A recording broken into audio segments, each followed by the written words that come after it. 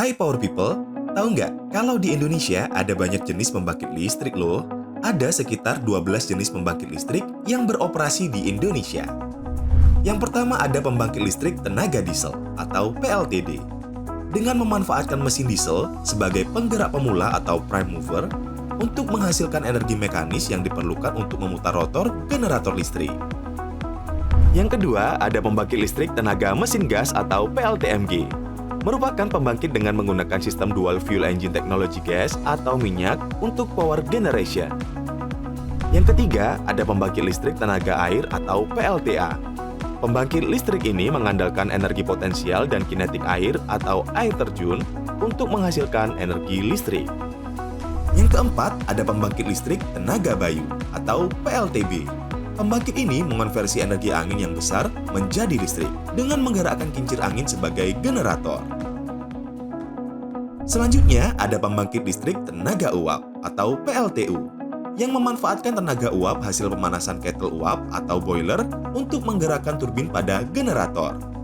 Selanjutnya, ada pembangkit listrik tenaga gas dan uap atau PLTGU.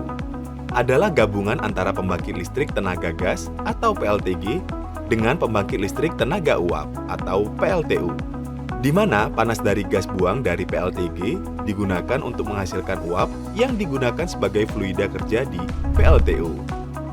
Selanjutnya ada pembangkit listrik tenaga mikrohidro atau PLTMH.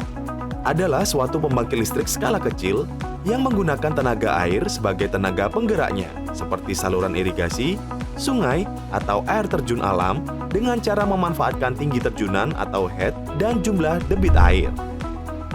Nah, selanjutnya ada pembangkit listrik tenaga gas atau PLTG yang memanfaatkan tenaga gas sebagai penggerak turbin pada generator. Yang kesembilan, ada pembangkit listrik tenaga panas bumi atau PLTP. Dengan memanfaatkan panas uap bumi untuk menggerakkan turbin, biasanya dibangun di daerah pegunungan dekat dengan gunung berapi. Yang ke-10 ada pembangkit listrik tenaga mini hydro atau PLTM. Pembangkit listrik berskala kecil ini memanfaatkan aliran air sebagai sumber tenaga dengan memanfaatkan beda tinggi dan jumlah debit air per detik yang ada pada aliran sungai. Selanjutnya ada pembangkit listrik tenaga surya. Pembangkit listrik ini memanfaatkan panel surya untuk menyimpan energi panas dari matahari ke dalam baterai atau aki yang akan dikonversi menjadi energi. Yang terakhir ada pembangkit listrik tenaga biomasa atau PLTBM. Dengan memanfaatkan limbah biomasa bahan organik dari tanaman atau hewan untuk dipanaskan menjadi energi yang menggerakkan turbin.